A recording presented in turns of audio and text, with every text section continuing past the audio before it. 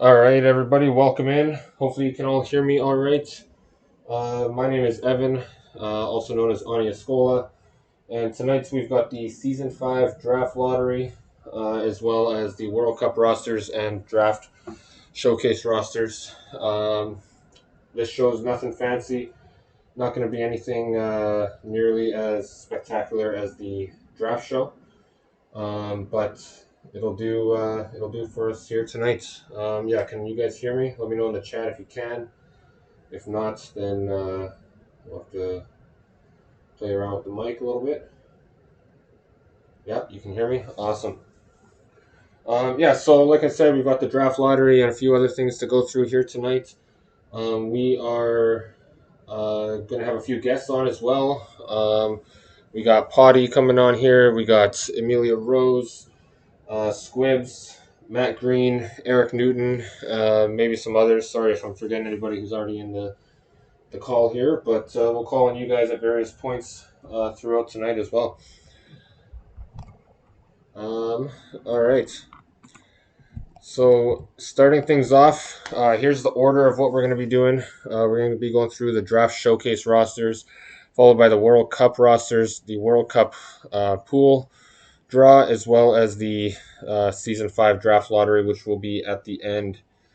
Um, so, for those of you that don't know, the draft showcase is basically an event. We started it last season, and essentially it's all the minors players who are eligible for the draft get put onto randomized teams and go to battle the week or two before the draft. So the format this season, we're gonna have four teams play a round robin. The two teams with the best record are gonna play a final match. If you're eligible for the draft, you're in the showcase. If you're not, as an affiliate free agent, you will most likely not be playing. There's no coaches. Lines will just rotate. OT rules will be slightly different, and we'll get new players added in as quick as we can. Um, so I guess let's bring in our first guest here. Let's talk to Amelia Rose if you can. Obviously, in season one, we didn't really have anything like this. Season two, we had an all prospects team in the World Cup. Season three, we did the draft showcase. So I guess as a team owner, as a scout, what are some of the I guess what sort of weight do you give to a showcase event like this when preparing for the draft? Yeah, it's cool to see. All the players out there on the ice, so owners can see how the bill play and everything like that. But I think a lot of people also check for people and players in the chat being positive and just supporting their team because I know a lot of owners value that sometimes over player build or overall.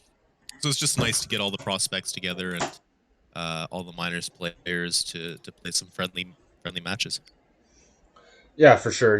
Like you said, so many things go into preparing for the draft as a team owner, and on ice performance is part of that. Obviously, the build and the activity and stuff like that come into play as well. Um, yeah, so let's move on here. So the first team that we're looking at here is the Alberta Prospects. You'll notice all the teams are called prospect teams. Um, and they're just different Canadian provinces or territories. So this one we've got Chris P. Bacon, Ian Baker, Matthew Benson, Damian Chambers, Brandon Cuevas, Angelica Farnsworth, Jerry Hoekstra, Cam Jones, Sergei Kovalev, Red Rocket, Gray Rossi, John Woods are the forwards. The defensemen Anar Kiboys, Blake McTavish, Clyde Mayweather, Will Smith, and Jordan Ton, and the goaltenders newcomer Chris uh, Sebum and Warsaw Warlocks goaltender Joey Duncan. So, yeah, most of the teams will have about 17 skaters and two goaltenders at this point, and we'll add new people as they come in. Let's bring in Potty here if you don't mind. There's a couple Warlocks on this team, I think. Well, at least one in the goaltender, and I believe a family member of yours, if I'm not mistaken. Do you want to maybe comment on this roster and kind of those connections? Yeah, absolutely. Yeah, crispy bacon. The first one you mentioned, that's my cousin coming out of Indianapolis. I don't think he knows Joey Rab, but maybe one day they'll get a beer together. So super proud to hear him, headline in this team, and I know that he's going to contribute substantially, and the genes run deep in our family. And then we got Joey Duncan in goalie. Joey, I think, finished off with I don't remember the stats; they're not in front of me, but we couldn't be happier with our goalie. We're on an 8-game win streak right now, and a lot of it, really comes down to Duncan hunkering down and serving us up some wins. So we're super grateful to have him and super proud to see him represent this team well. Yeah, awesome. The goaltender is obviously a very important position on the ice. So yeah, it's definitely great. And you guys obviously playing in the finals tomorrow night, so we'll get to see him a little bit more before that showcase event kicks off. Moving on, the Nunavut prospects. So for those of you who don't know what Nunavut is, it's a territory in northeastern Canada. Timothy Alexander, Judah Dorgan, Dre. I'm just going to say Dre. Rokas Kozlowskis, Zach Lipinski, Trey Martin, Zelda McCarthy, Josh Mello, Jasper Mikkonen, Tamaya Rose, Raymond Scott, Dank Turtle are the forwards. At defense, they've got Mario Bolt, Garrett Evans, Dan Norris, Bud Skiyun, Robert Thump, and in net, Malmo Royals goaltender Douglas Brown and Indianapolis Ice James Martin. Iceland Ice. Right, Iceland Ice. They were Indianapolis in season 3. Thanks, Rose. We're going to go back to Rose. We'll bring some of the other guests in here in a few minutes. But Rose, I believe there's a family member of yours here as well, and a couple of Warlocks who I know you've been following closely as well. Do you want to comment maybe on the Nunavut team? Yeah, it's a good looking team. I mean, aside from my brother Zach Lipinski and the other Warsaw Warlocks, you got big names like Timothy Alexander, who I'm sure is high on everyone's draft list. Zelda McCarthy, both up front, and then some big names like Dan Norris on the back. Yeah, it's a good-looking team. I think all these prospect teams are looking really competitive. Tameo Rose, no relation to me. I don't know them, unfortunately, but it's a good last name. Yeah, for sure. Sorry about the other window popping up there for a minute. And some big names like you said, Mikkonen, McCarthy, Alexander, some pretty big. Trey Martin, who's traded at or around the deadline as well. And those goaltenders looking to prove themselves after they both just missed the playoffs as well. So, and on the topic of the Nunavut name, just so you guys know, I didn't choose Manitoba, British Columbia, or Saskatchewan, as they all have minor league teams based out of those provinces. So we went Alberta, Nunavut, Ontario, and Quebec with the Yukon as a backup as a fifth team if necessary. Moving on to the Ontario prospects, we got Tom Adamo Jr., Stepan Bandera, Malachi Booth, Jason Breeze, Boston Dobbs, Carl Johansson, Jason Lajeunesse Jr., Chris Leon, Stig Magnus, Henry Montgomery, Brian Nauman, and Ronnie Shanahan at forward. On the back end, we got Jerry Jackson, Xavier Lingham, Jack Pavement, Decky Peterson, and Jake Prudhomme. And in net, we got the Manitoba Snowhawk, Pat Callan, and the Tokyo Tiger, Tommy Hawk. I think I'm going to call on Squibs this time, if you don't mind. There's a few Tigers on here. Obviously, as a Florence owner, you're pretty tied in with the Tokyo Tigers over there. And I believe at least one player that maybe you know a little bit better from outside the league as well. Yeah, I think Evan. Jason Lajeunesse Jr. was definitely a guy for the Tigers this past season who listed as left wing but took a lot of face-offs. Decky Peterson there on the defense is very solid two-way forward. And as you mentioned, somebody I know outside of just goals, somebody who is pretty active in most of his servers. And both of them this past season were very active in the chat. So definitely something to pay attention to for anybody going into the draft. Definitely those two Tigers, and then Tommy Hawk joined late, and he has a very interesting build, being I think the smallest possible player in the league. So that's definitely something that was an interesting thing to see in a goalie, just because most of the goalies that we have in our league are pretty bigger bodied. So yeah, this is a pretty good looking team, though. Definitely going to support the Tigers, though. Yeah, for sure. And yeah, like I think all the teams should have some pretty big names on them. I'm not. I didn't work too hard at I guess balancing them and splitting up teammates and stuff like that. It was more kind of randomized based on archetype a little bit, and balancing where I could. But it's hard with that many prospects and some of them who haven't really played that much. But yeah, Callan and Hawk both had some really big games in net this season. Obviously, with only four uh, prospects teams, we're going to see two goalies per team, considering there's 8 in the minors. So they'll be split in time, but definitely a chance to show themselves off if there are any pro teams that have goalie openings now or in the future.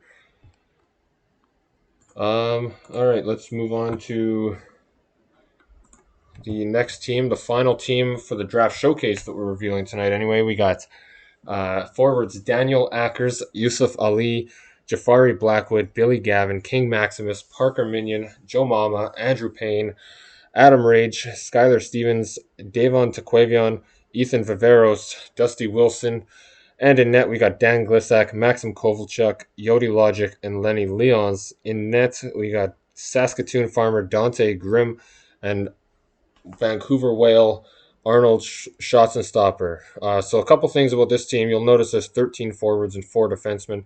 Um, Otherwise, we would have had to add a fifth team if we didn't have one go to 13 forwards, and there would have been a heck of a lot of Joe NHL in the showcase, which I'm not sure people want to see. So what we're going to do here, if the teams fill up, we'll have a healthy scratch, and we'll rotate them every game. So it's never going to be the same person being scratched each game. Or the other thing we might do with this team is have that 13th forward play on defense and just rotate who that is as well, as another option to get everybody in the game. And then the other thing is these two goaltenders just played each other in a playoff matchup, Grimm and Schotzenstopper. Obviously, Grimm coming out on top as the Farmers are heading to the final. Potty, maybe do you want to touch on that and kind of your thoughts on this team, and then you might have watched a lot of those goaltenders preparing for your next matchup. Oh yeah, the Quebecas. This looks like a strong team over here. I can talk to my man Payne up in the top right. He's typically a pain to any other team that we play against. It's looks pretty stacked. There's a few names, I know from just some outreach from Dublin's behalf as we prepare for the next season. So there's a lot of like really talented players up here. When it comes to the goalies, I got full faith in the Warlocks sinking it through. But these two players have really exemplified their performance throughout the year, so they should be very proud of their standings on this team. This will certainly be one to consider and recognize. Yeah, for sure. I think all these teams are going to be pretty fun to watch. There's some big names on all of them, and some real active people as well. It's going to be a fun little tournament. I think. Not a ton of games tied to this, but yeah, it's going to be fun to watch. I'm seeing in the chat asking about um, D Hardy and affiliates participations in this, pointing out that Andrew Payne's an affiliate. Unless I'm mistaken, Andrew Payne opted to enter the draft, and that's why he's in this. Um, so anyone who is in the draft is in this showcase. Players who chose not to enter the draft will be not playing in the showcase as they're free agents. We would only use them if we get a recruitment boom and have to expand to a fifth team before the showcase. And then we'd fill that roster with some affiliates as well as some of the overflow from the draft class. When are the games? They will start probably late in the coming week, towards the weekend. After playoffs finish and re-signing and stuff starts to get underway, we'll get the World Cup and the Draft Showcase kicked off. All right. I hope that answers the questions in the chat so far. Moving on, we're going to talk about some World Cup. We're going to talk about the World Cup rosters. We're going to go over a little bit of the format, and then we're going to do a draw for the World Cup groups, which we'll go over after the rosters are revealed. So a few notes. Obviously, committee was the one deciding the ones I guess deciding the players that were picked. One minor exception is that Team Canada, the committee picked the 40 players participating, and then the two coaches drafted their teams. The American teams are based on region, so we didn't do it for them. But the Canadian teams, because most of the Canadian players in the league are all from Ontario, with some exceptions, it didn't make sense to do regional teams for Team Canada. Each team's going to field 12 forwards, 6 defensemen, and 2 goaltenders. The rosters we're revealing today are accurate as of today.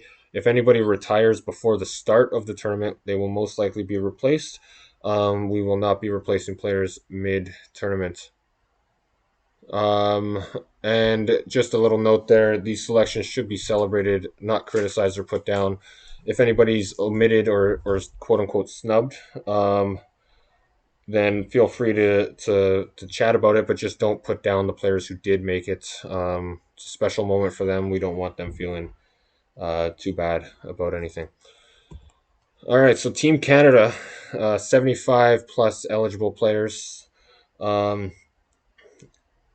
team staff, we got Rose coaching the red team, Fletcher Reed coaching the Canada White. Yeah, so I guess we'll get right into the rosters here. To the guests that haven't come on yet, we'll get you guys involved soon as well. Just bringing you guys on when when I guess it's applicable to you guys. So Team Canada Red. So again, this is the team that Emilia Rose is coaching. We got the forwards Carey Baker, CJ Beamer, Aaron Beestman, the Bob, Evan Effix, Drew Jonesy, Jerome McGinley, Jonathan Pendlebury, Ray Raymond, Taylor Jean Reeves, Emilia Rose, and Sponge Scrub. We'll go through the whole roster, then we'll bring on maybe Rose to comment on his team and you know how that draft went for him as part of the Canada coaching staff. On defense, they're fielding Hunter Hurst Helmsley, Aaron Kozak, Dante Moon, Bo Sakic, Devin Simser, and Bobby Turcolino. And in goal, they're fielding the only 2 Canadians with World Cup. I shouldn't say that. Elias Rose played in the rookie series last World Cup, but these 2 were the Canadian goaltenders last time. He snagged them both here, Chris McBride and James Stone.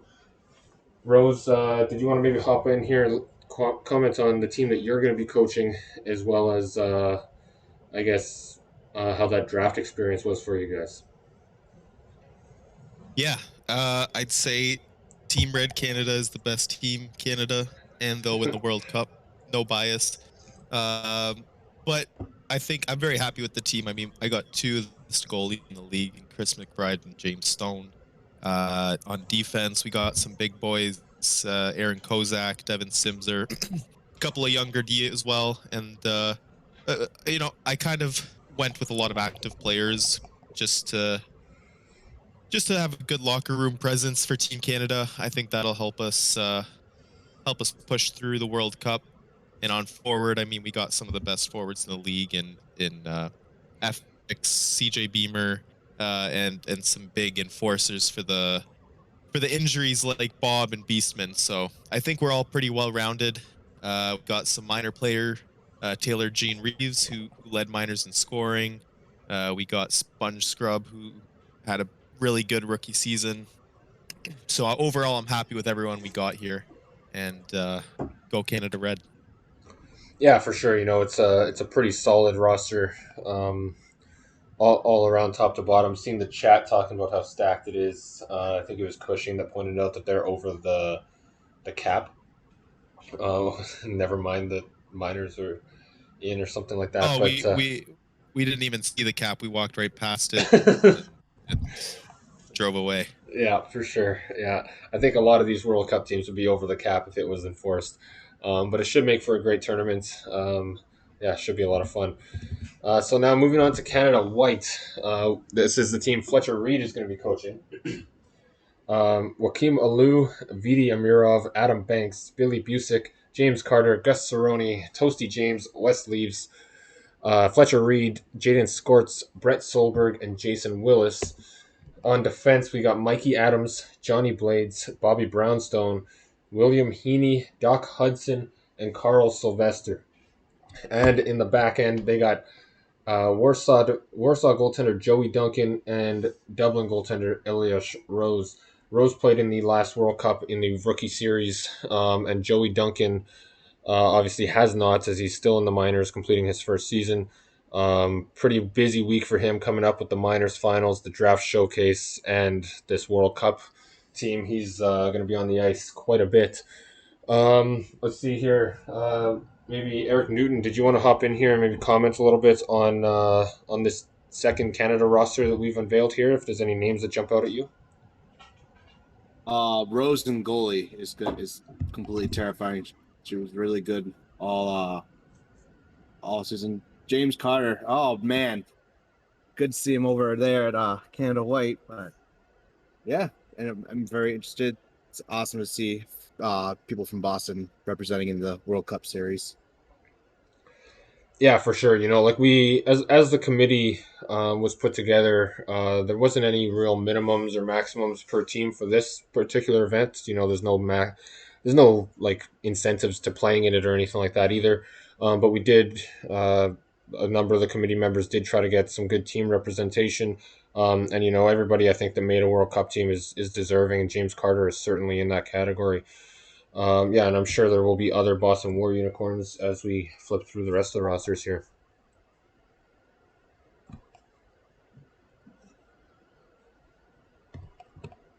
All right, so moving on to the next team here, we got Team Europe. Um, they got just over 40 eligible players, so you'll notice some of the teams here are going to have different player depths. It's just you know the way it is. If we could make it all balanced, we would, but we don't control where people choose to be from, so is what it is. Team staff, we got Tatiana Schvetz. She's been on, for those of you that don't know, she is Carissa, my wife, but she's been on the Finn staff for about a season or two now. Really interested in coaching and possibly running a team down the line. So this will be a good chance for her to kind of run a team without my involvement and see how she likes it. Team Europe, we got forwards Jake Anderson, Anya Scola, Henri, Vanya Kovalchuk, Leighton Lee, Ren Lysander, Stig Magnus, Bjorn Madison, Zelda McCarthy, Jagermeister, Jasper Mikkonen, Squibbles Kachuk. On the back end, they're fielding Valentin Konstantin, Berto Demora, Bernard Gustafsson, Alexander Kravchenko, Sergei Pak, and Tatiana Schvetz. And in net, a couple of rookie netminders coming off pretty solid seasons for expansion teams. Jan Lashik and I'm going to mispronounce this, but Chaboom Lashinger, possibly. Either way, pretty solid team, pretty young in some aspects. But yeah, Europe's going to have a pretty solid roster here. Squibs, did you maybe want to hop on here? I guess what it feels like to be selected for another World Cup performance. And obviously some of your former teammates, I believe, are on this roster as well. I mean, looking at this team made me stop and think. Was like, dang, is Turku just telling everybody to go play or be from Europe? You know, easy way to get on. It looks like that's why I'm here.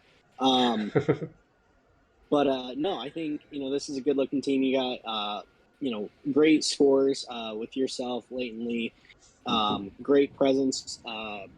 Passing the puck around with Henri, Lysander, or Jake Anderson, and then you got the guys who are going to do some of the dirty work on the front end with myself and Jagermeister up there.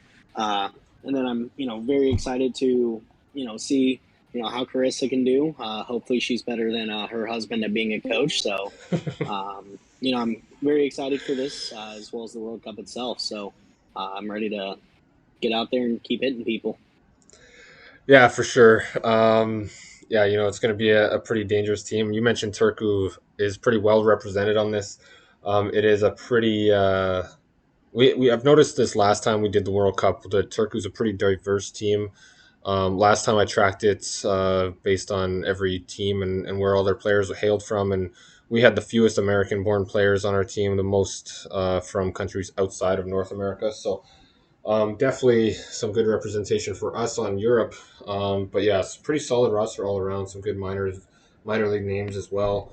Obviously, Vanya Kovalchuk played a pretty big role for Warsaw there, as well as Mikkonen, McCarthy, and Magnus also played in the minors as well. And yeah, pretty dangerous looking squad here, but also a young one. So we'll see how they do at this World Cup. All right, moving on here to rest of world. Here we got co-coaches. We got Brian Lickett and Matt Green. This team probably had the shallowest player eligibility pool of just over 30. So it's definitely, I guess, probably going to be a younger team than some of the other ones, but still going to be a fun one to watch. So rest of world forwards, we got NJ Abaya, Julian Alejandro, Chester Chess, Voodoo, Alexander Fisherov, Oba Gorestriker, Gunny, Catherine Kamenev, Aiton Letterman, Isaiah Palomares, and Not Satisfied, and Javed Storm. One thing to quickly point out about this, some of these players are from countries that are borderline Europe. We did draw that line just to the, I guess, west of, Russia, Georgia, Belarus, kind of right along there. I meant to include the map here. I don't think I did, but just so you know, some Eastern European countries are counted as rest of the world for our purposes. At defense, they've got Alex Cage, Rizard Franjicek, Brian Lickett, Shane Knox, Alpaca, and Alexa Svechnikov.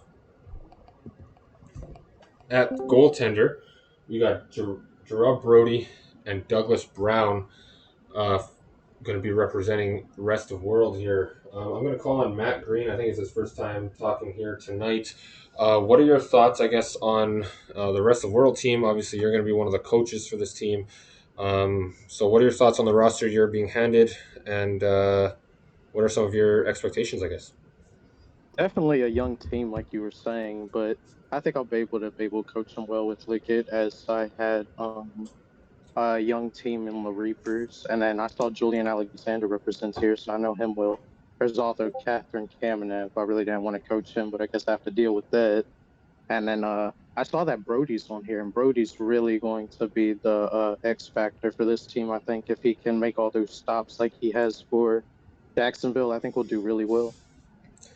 Yeah, it's a pretty solid starting netminder you got there, and then a nice young active one in Douglas Brown as well.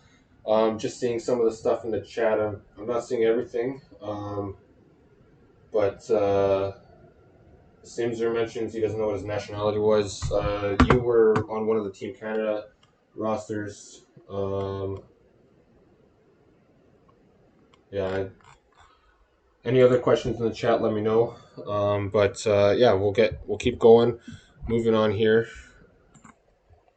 So now we're gonna go into the American teams. So this is how we divided the states. It's not a perfect east, west, north, south divide, obviously, because we had to take the number of players coming from each state.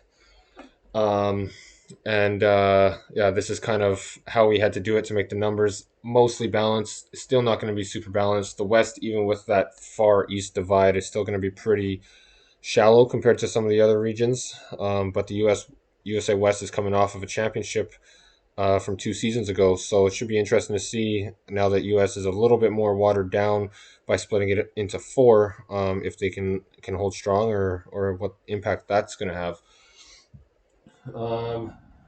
Maybe before we go through these rosters, I see a couple more guests in here. Let's bring on David Hume if you're available to talk here, and just kind of comments on your thoughts on how the U.S. is divided and what you're expecting to see from this World Cup. Yeah, it's interesting, like piggybacking on what you said about how it's a little more watered down than the last one, because I believe the last World Cup, the U.S. West was pretty potent. No, I mean they ended up winning, so obviously, but it'll be interesting to see, which part of the country comes out on top for sure. Yeah, for sure. I'm seeing Cushing mention if this was the Civil War, historians would be going nuts. Yeah, I'm not. Yeah, I had to divide this based on the numbers. Hopefully, nobody's too offended by certain states being grouped in certain sides or anything like that. But yeah, we'll see. We'll see what happens here. A big one. But sorry. Yeah, go ahead. being born and living in Missouri my whole life, we're a little used to getting lumped in with, the Midwest, the South. Nobody knows where to put us. So I think it works for that, having that little peninsula sticking through us in Kansas. Yeah, fair enough. Yeah, that was Kansas and Missouri had not a ton of players, but a decent enough that it kind of balanced out the West a little bit as far as player pool goes. Another big takeaway here is Pennsylvania being grouped in with the North, even though it's pretty far south. We had to split up Pennsylvania and New York. Really, each of them had a ton of players. So we did have to keep those in two separate regions, even though they're neighboring states. So that's another big takeaway from the way we divided this map. All right, so we're starting in the East. They had over 75 eligible players to be picked from. Coaching it is Warsaw Warlocks coach and Dublin Dragon Potty. So we'll go through the forwards, and then maybe we'll get Potty's comments here on the roster that we've put together for him. So CGQ, Guy Clausen, Andrew Green, Kevin Jiggins, Chris Lee, JJ McChuckles, Jake Molyneux, Eric Newton, Phil O'Brien, Outlaw Owens, Mojo Rising, and Geralt Winkler up front. On the blue line, we're going to take a look at Doug Britton, Frank Castle, Eagle Foot, Terrence Jones, Michael Kennedy, and Cole Ramchick. And between the pipes, a couple of veterans, Coco Raccoon, who's been around since the very beginning of the league, and Christian Bacciagalupi, who isn't much younger than that. So, Potty, do you want to maybe hop in here and comment on the team that I guess you've been handed the reins to? Yeah, man, that's exactly what I was hoping for. We've got the best draw out of the entire lottery.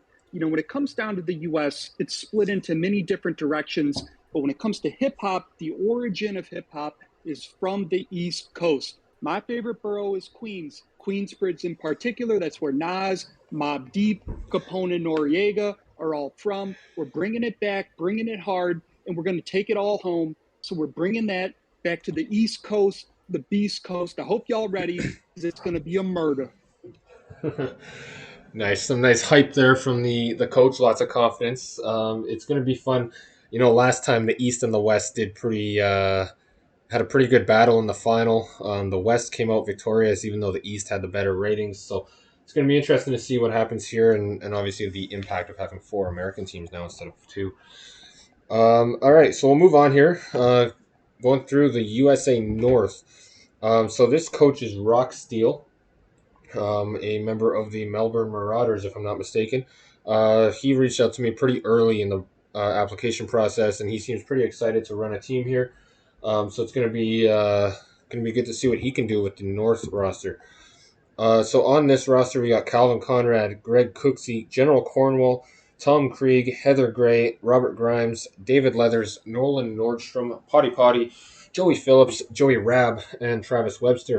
On the blue line, Robert Garrett Jr., Jordan Gillespie, Rex Knox, Doc Lindros Jr., Biff Markham, and Fulton Reed. And between the pipes, we got Charlie O'Doherty of the Tennessee Black Bears and Mike Twinscrew from the Norfolk Navigators. Forgive me, but I'm going to go back to back here with the guests. Just talk to Potty again about being named as a player for a team that you're not coaching. Obviously, the World Cup is one of, if not the only, event in goals where that happens. And the coaches were named before the players were picked by the committee. So, what are your thoughts on coaching one team and playing for another one? Hey, I'm honored to be featured as a player on USA North. The Great Lakes in the 708. That's where we're from. I'm going to give it my all. Ultimately, my player is one that gives everything to the team. That's why I'm tied for first in assists as a rookie. So it's really going to be up to the coach's hands to best utilize me. But as a coach, I'm coming in, I'm cheering for my whole team. And, East is going to take it home. But I hope to see North in there in the championship. Awesome.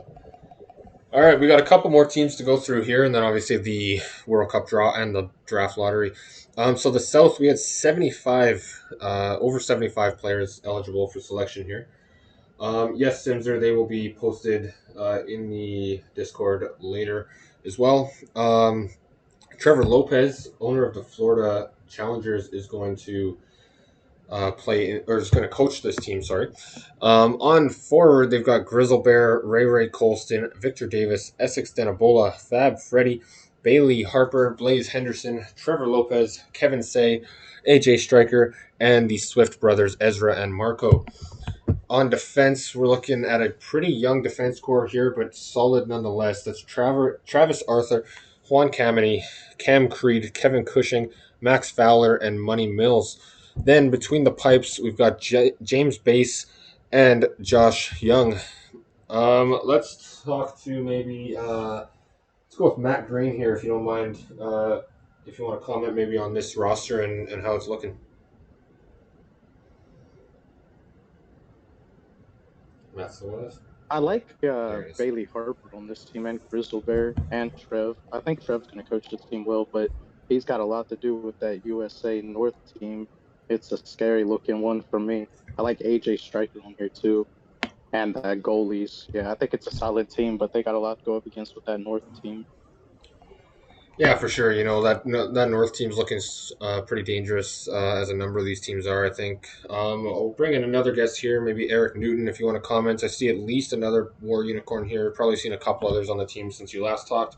What are your thoughts on the team that we just revealed here, and maybe any others? Kamini is going to be a big help on their defense. I know Grizzly Bear from Dublin is going to make a big impact on offense also. I know he's made several goals over there for Dublin. I would say USA South is probably going to be a tough one to beat in this World Cup out of all the teams. And I'm saying that even when I'm on the USA East as we speak. Yeah, for sure. You know, it's going to be a fun battle, I think, and seeing which teams are going to be in the same groups as each other, is going to be fun in a little bit here as well. All right, so over to USA West, we got a little over 40 players eligible, so the most shallow of the American teams, as I kind of mentioned earlier.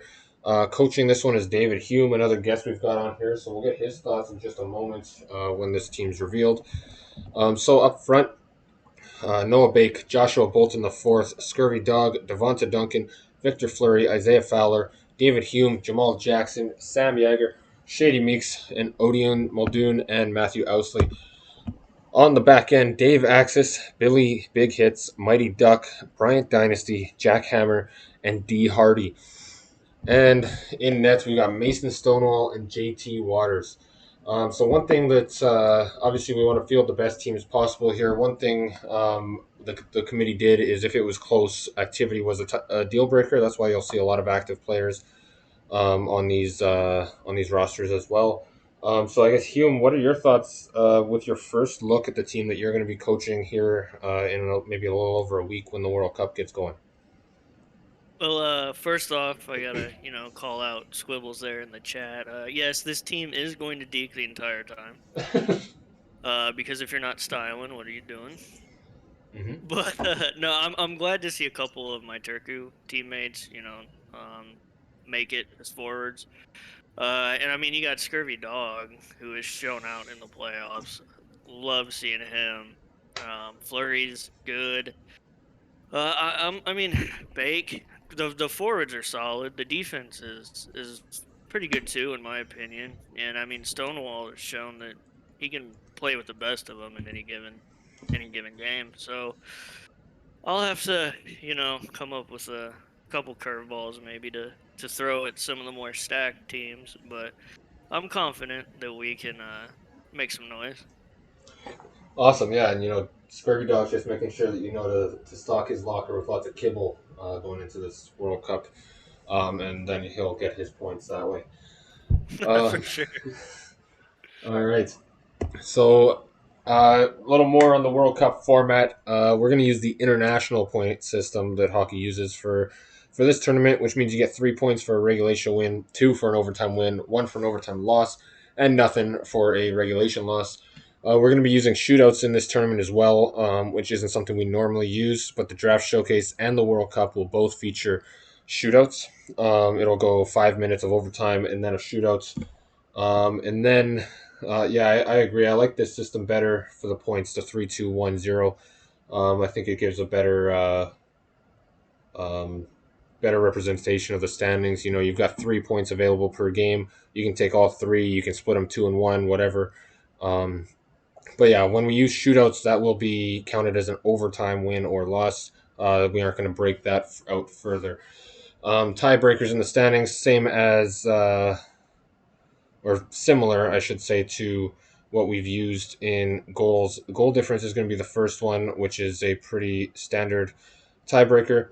Head to head aggregate score will be the second one. So if the two teams, obviously the two teams would have played each other in the same group. So essentially, whoever wins that game wins the tiebreak. And if for whatever reason it's needed, a tiebreaker game is there, that wouldn't be needed with only one game against each opponent in the round robin.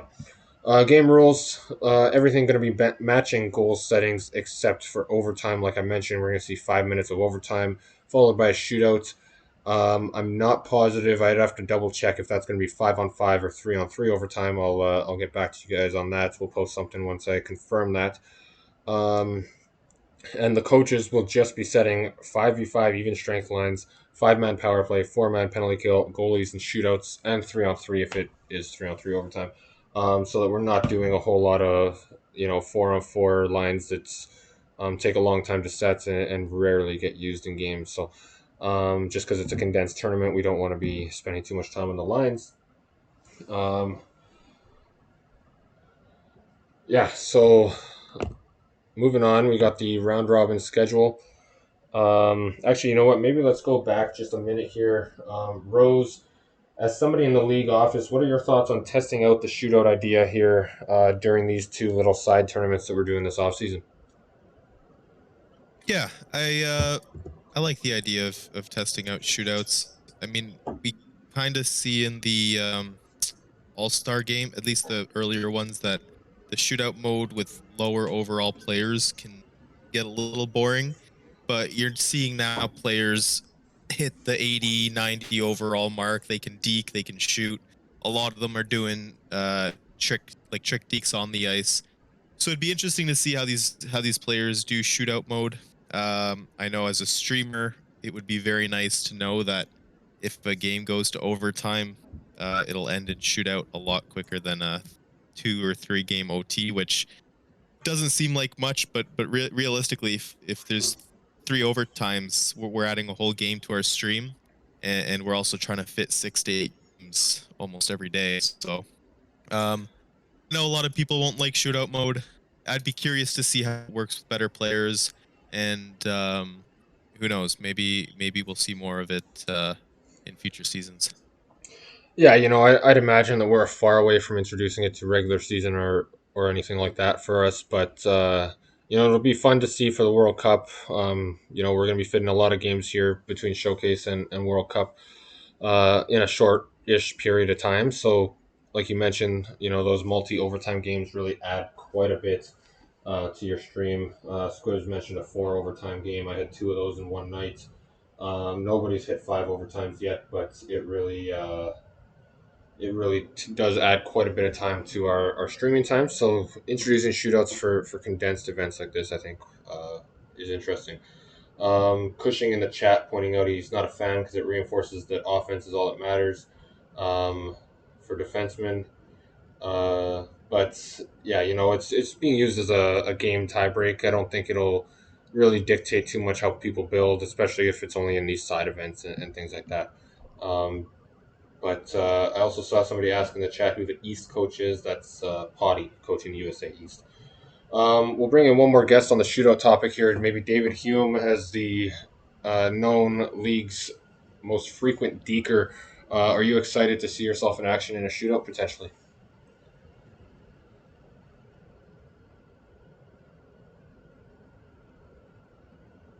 He's too busy deking something right now. It's on Sorry, unmute. Oh, there he can you is. hear me now? Yeah. Okay, yeah, my mic, I don't know, something got crossed. As long as I actually shoot the damn thing, I think it'll be all right. But yeah, I agree with the idea that now that there's more higher rated players, it'll be more entertaining. to see the shootouts, and just also the time limit on these side filler off season things. You don't want to have 4 overtime games every other day. Like, Yeah, exactly. Yeah, we stream quite a bit, so it's going to be nice to know that these games aren't going all night, and we can kind of budget our time better for fitting them in.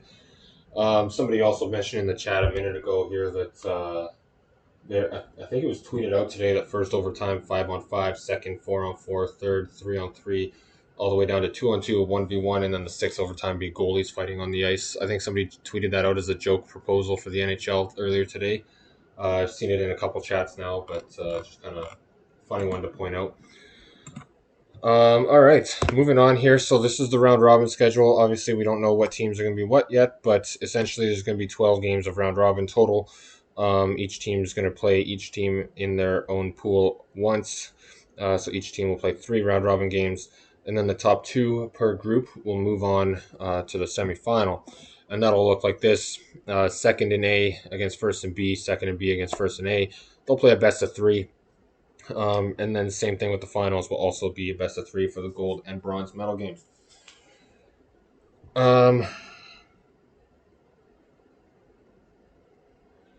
Yeah, Winkler highlights his message saying regular season would be great to have shootouts while playoffs are continuous OT. If it gets added to goals regular season play, it absolutely would be playoffs staying as continuous.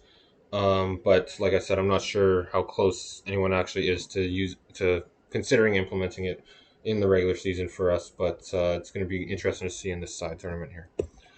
The World Cup draw. So we're going to use draftpicklottery.com, same website that I use to randomize or to do the draft lottery that we're going to do in a little bit here. So basically, Team 1 will be A1, Team 2 will be B2, and so on. But we're going to make sure the 2 American teams are in each group, 1 Canadian team in each group, and then Europe and rest of the world in the opposite groups. So it's a nice balance for where these teams are coming from. Doyle snub for international play. Changed my mind. Yeah, obviously, there's a lot of good players in the league. We're going to see some people that maybe should have made it or felt they should have made it and were left off. So I apologize for that. But it's going to be a fun tournament either way. All right, so just going to bring in the draft lottery site here. All right, so this is the website that we're using for the World Cup draw and the draft lottery. You can see all the World Cup teams have equal odds, quote unquote, in this lottery. So like I said, pick 1 is going to be in Group A, 2 will be in Group B, and so on, as well as keeping the team limits like I mentioned. So Canada White will be in Group A. USA South will be in Group B. USA West in Group A. We'll just fire through this and then we'll get some guest comments on the groups and the tournaments. East will be in Group B. Europe going to be playing in Group A as A3. Canada Red will be in Group B. So that means obviously the North will be in A. That actually worked out. Didn't have to move anybody over as the rest of the world goes over into Group B. So Group A will feature Canada White, USA West, Team Europe, and USA North, while Group B features the South, the East, Canada Red, and Team Rest of World. So one thing that would be interesting, I think, is maybe if we go through each of the guests, if you guys want to come up with who you think is going to win each of these groups, as well as maybe win the tournament overall. Just get a few lighthearted predictions in here. We'll go down them one by one. So we'll start with Emilia Rose, if you don't mind.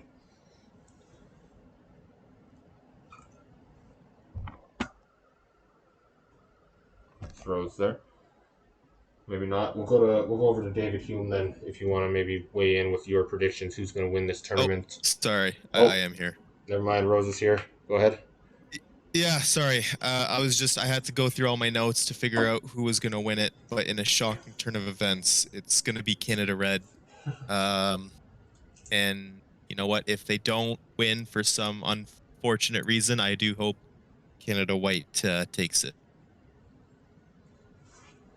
Nice. Staying with the national team that you're playing for. Solid, safe bet. How about you, David Hume?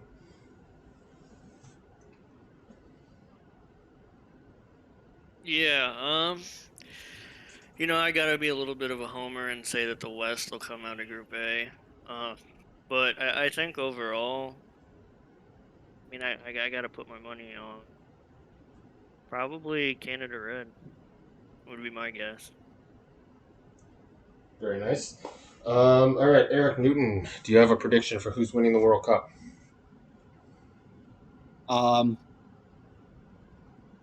Not trying to be biased, but I would say the USA East. I think they got a great offense over there.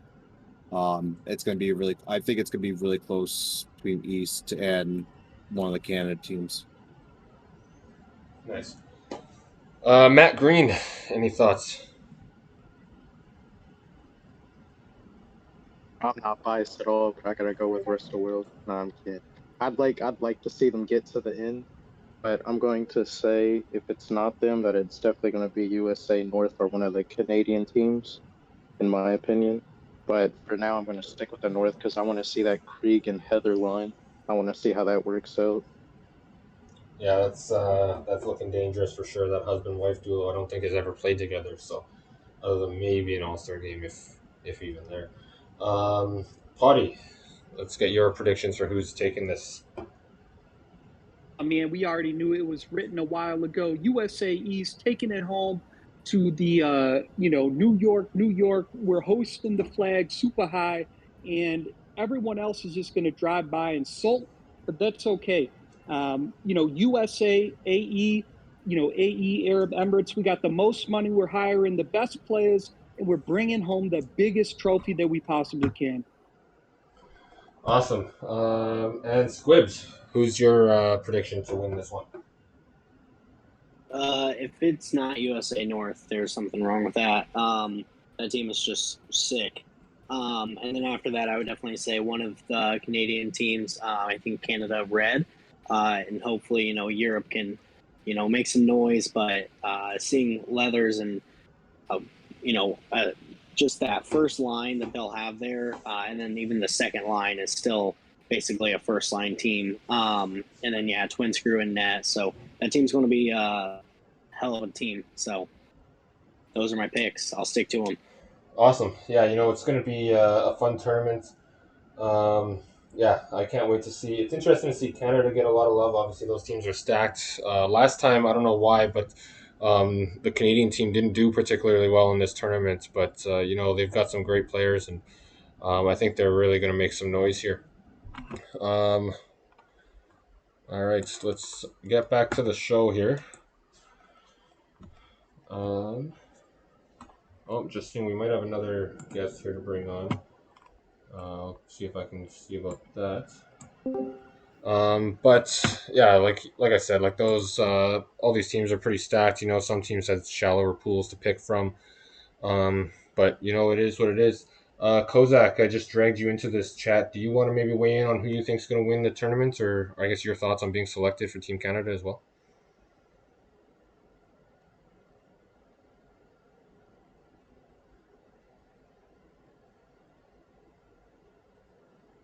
Kozak, you there?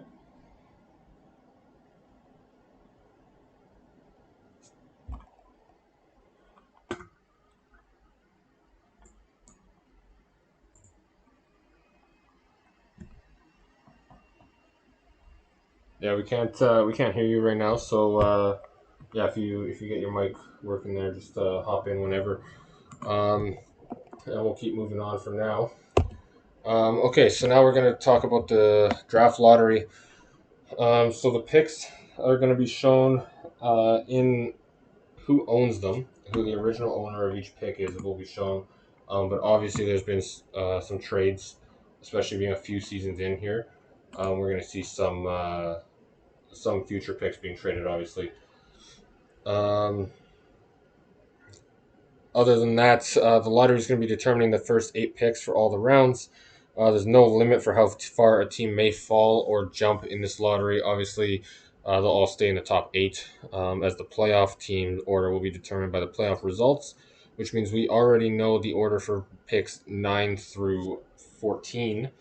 I don't have that in front of me at the moment, but yeah, it's obviously playoff results combined with standings will determine those teams' orders. And I any have them if you want me to talk. Sure, yeah, Rose, if you want to maybe rattle those off, picks 9 through 14 in the original owners' names, Oh, in the original owners? if you have that. If not, then you can. I have the current. Okay, go ahead with the current ones then.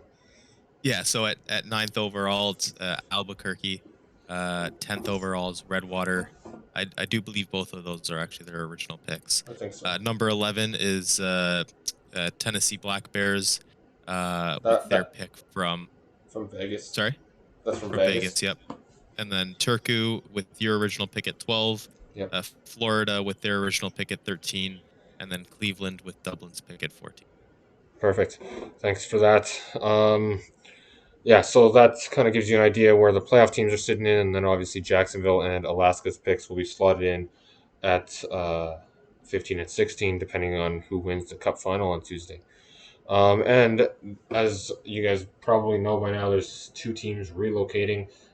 They will be shown as their old name when it comes to draft lottery stuff. Both of them are in the draft lottery. Okay. Obviously, sorry, I forget what I was going to say there, but here's the traded lottery picks. The picks that will be drawn in the top 8. 6 of them have been traded. Turku owns Boston's first round pick. Albuquerque owns Cleveland's first. Cleveland owns Florence's first. Melbourne owns Glasgow's. Albuquerque owns Melbourne's. And Florence owns San Diego's. So a lot of movement, even between just the teams in the lottery. And then obviously Turku and Albuquerque, a couple of playoff teams that picked up extra picks in the top 8 via trades over the past couple seasons. And here's all the traded picks in round 1 and 2. So you can see Alaska doesn't own their own first round pick. A number of teams don't. There's been a lot of trading in this league over the last couple seasons. And obviously future picks being traded is going to make that a possibility. So here's the draft lottery odds listed by original owners. We got Boston at 22.5. San Diego at 20 as they finished just ahead of Boston, pardon me. Cleveland at 17.5, Tennessee at 15, Melbourne at 10, Norfolk at 7.5, Glasgow at 5, and Florence at 2.5%. So maybe let's see Squibs hop in here. You know, we saw your team's name listed a few times there on the traded picks, whether you traded 4 picks or traded them away. You do have some stuff riding on this lottery. Do you want to maybe talk about those pick trades and what you've got? I guess in the lottery, hoping for anyway. Yeah, obviously last season, we traded down out of the second round, I believe, for one of Matt Green's picks, and in the third round we picked up his first for this year. He was able to land Jan Lasic, so I know I probably just mispronounced it, but hey, that's me.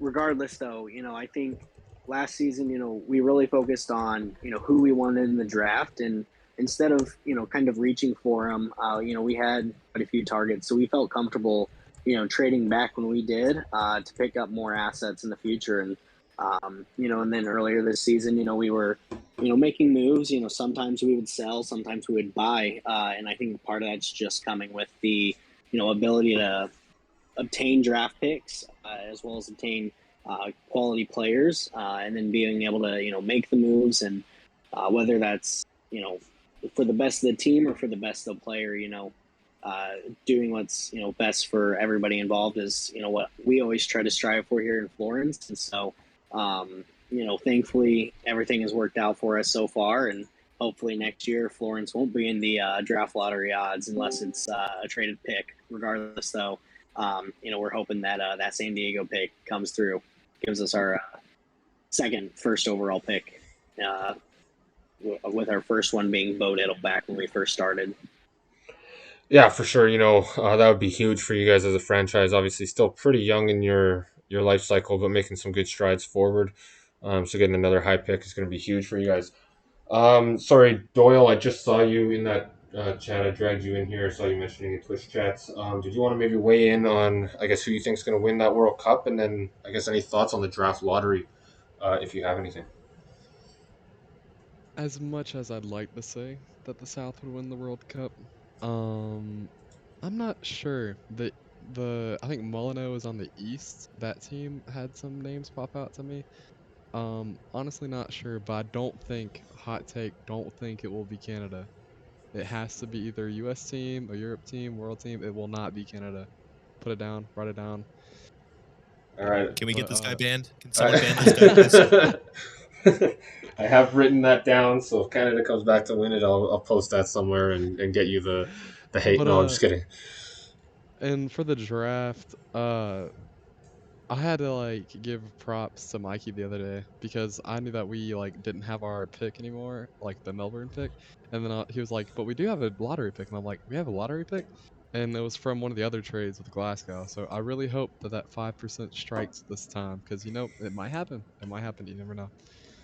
But Yeah, absolutely, it can happen.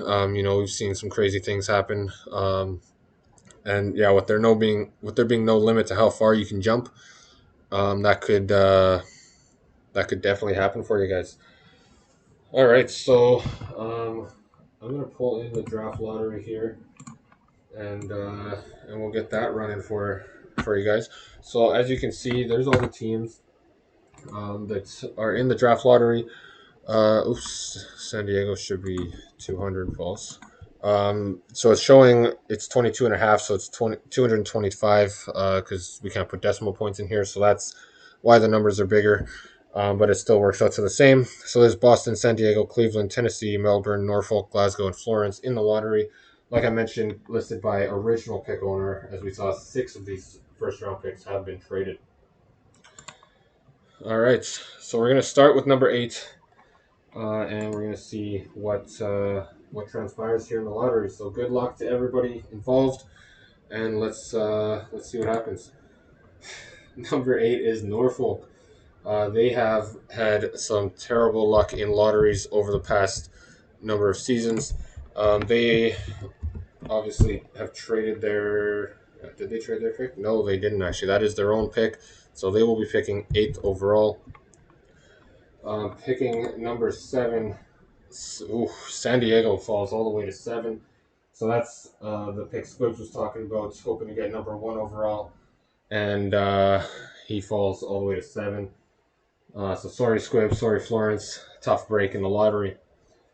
Checks out, he says. All right, number 6. We got Florence's original pick. So they move up a couple of spots here. Obviously, Glasgow was the 7th best odds, and they're still alive. I think that's the pick Melbourne owns, as Doyle just mentioned. All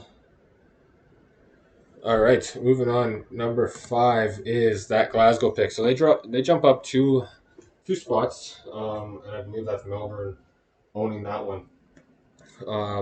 So congrats to them jumping up a couple of spots here in the draft lottery. Pick number 4 is Tennessee. I believe that pick has been traded as well. Nope, my mistake. That's twice now I've messed that up. They own their own picks, so that's those 2 picks that are owned by the original teams, Norfolk and Tennessee, sliding in at 8 and 4. Number 3, Boston falls from 1 to 3. That pick is owned by myself and the Turku Finns, so we fall back a couple of spots and are picking 3rd. And number 2,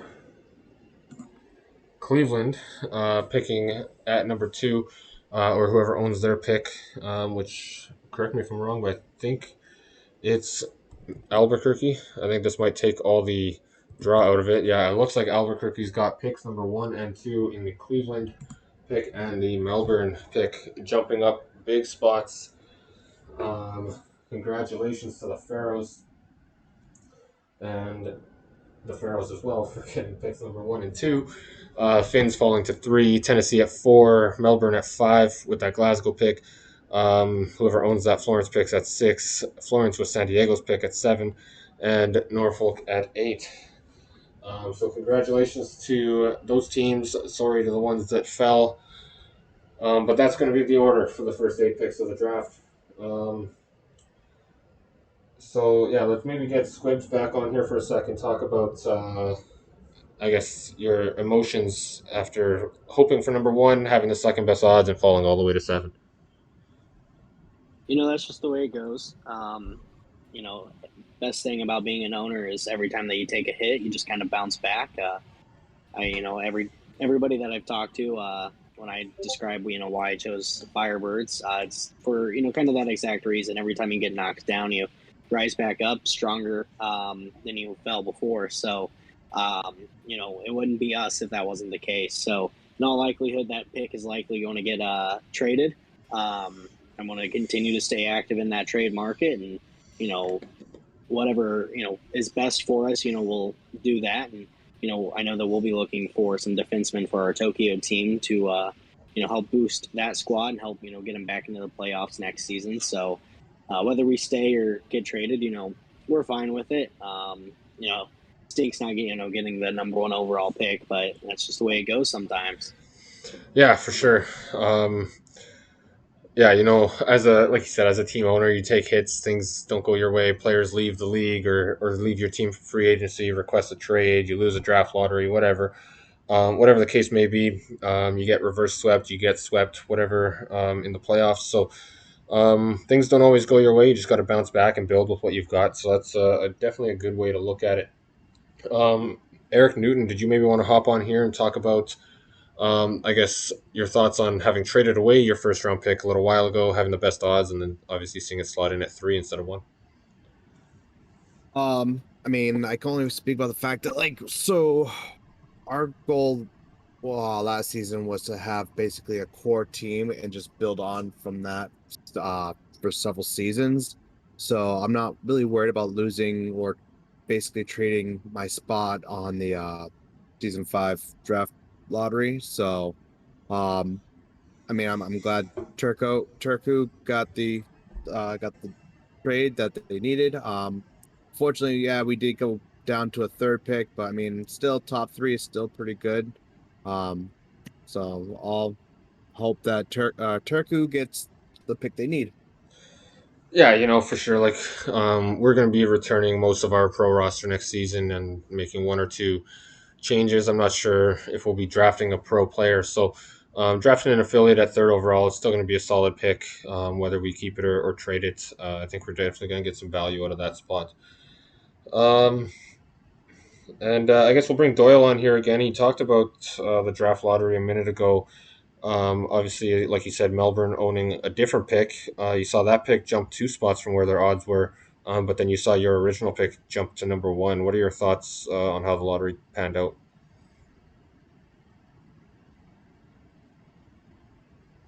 Realized I was muted. Oh. I just think we're gonna be happy that we got the 1 pick to move up. We would have liked to have the first overall pick, obviously, but to have 1 pick move up in the top 5, we'll be happy with whoever we get there, because we have a pretty good core built from that last draft. Like, since almost our entire team is very young at this point. But I think that we'll do pretty solid throughout the campaign this year. Yeah, for sure. We're going to keep going around the horn here, talking to a few more guests. The draft lottery is the last thing we got for the show, so might as well get some of you guys on here as well. I guess we'll bring on Matt next. So your pick, your original pick drops from number 2 to number 7. What are your thoughts on having traded it as well? And then, that late season push that actually took it from being the number 1 odds to being the number 2 odds, and then seeing it fall. I think that push was exactly the reason why this fell so hard. Because I think if we kept the first luck on it, that we'd actually pull it out. But I'm kind of glad we didn't. I feel bad for Squibs because I love the guy. He's hilarious. But I was laughing my butt off when I heard it come to 7 because he sounded so excited about almost getting that number 1 overall. And then just dropped so far. I'm glad I traded it because that sounds just like my lottery luck too. So I think we have the same luck when it comes to that. But I am glad I traded it now, as it got me Jan Vlasic, and it came down to the 7th pick, so it looks really good for me. But I know how Squibbs is; he'll find a way through it, all this adversity. That's Yeah, what Firebirds do, as I said. absolutely. And as you mentioned, that late season push ended up putting you 1 point ahead of Boston. So, if you take these lottery odds and the results as they fell here, that pick would have been number 3 if you just won one less game. So, that late season push definitely played a role here in the draft lottery. Let's head over to Potty next. As a coach of Warsaw, and obviously being involved in Dublin, I'm not sure to what extent or what role, but what are your thoughts, I guess, on how the lottery fell and maybe where you see some of your Warlocks teammates slotting into this draft? Ooh, the Warlock's going to go high up on these picks, but when it comes to Dublin, we'll be like Freddy Krueger hopping in on them sleeper picks. I think that we're going to take home a massive team, and we're going to be a force to be reckoned with. I'm curious, like, what OS are you running? Is that like Windows, like 7 or like XP? You kind of got like an old school one going. Yeah, that's a great question. I think it's Windows 10. I'd have to get back to you on that, but it's a little older. It's not super old, but it's definitely not the latest OS. That's for sure. It's Windows 10 or 11. I think I just got. I'm not sure. Yeah, and like you said, those Warlocks had a pretty good season, so we should see some of them hopping up into the early early picks here. And I think the last guest maybe that hasn't talked on the draft lottery here. Let's head over to Hume. If you're around, as Turku's AGM here over with me, I guess what are your thoughts on lining that third overall pick? Obviously we might have some other moves on the way, but heading into the draft, we have number 3, and then maybe speak to where you expect to see some of your Malmo Royals go as well. Um, yeah, like you said earlier, we're bringing like the majority of our roster back, so it's not too much of a detriment for us to drop down to 3. Having the best odds to get the first lottery pick, but it's a solid spot if we want to draft an affiliate, or if something unexpected happens between now and then that you don't can never plan for. Um, Kind of weird to see Albuquerque get 1 and 2 back to back. I don't know how much of a fan I am of that, but that'll be good for him. Man, I'm hoping that a decent amount of my former Royals get drafted. Um, that's ultimately the goal of the minors, is to land on a pro team or be an affiliate. I think there's a couple forwards in there that they can show out, and the likes of Alakeen on the D side could be good for somebody. Yeah, for sure. And you mentioned Alakine or Alakine or whatever it is. He's actually not going to be in the draft. He's an affiliate free agent, so we can sign him to a pro deal or trade him to somebody who will, or something like that. So he won't be necessarily picked with one of these picks, but definitely a number of Royals should go pretty quick in Yeah, the and draft. I forgot about that. But everybody knows why I'm the AGM now. Yeah, but yeah, no, that's definitely a good point. And yeah, you mentioned Albuquerque getting those top 2 picks. We obviously they're in our conference, so seeing them have some pretty good draft capital to work with, and having to play them 4 times a year and maybe in the playoffs, depending on how things line up, could be a dangerous one. I'm seeing Matt. He tagged me in the owners chat and hopped into the Twitch chats, so he really wants to get on here. So I'll let Matt come back on and maybe comment on Albuquerque, his former team, getting those top 2 picks. Hopefully he's. I was about to say, oh, my fault.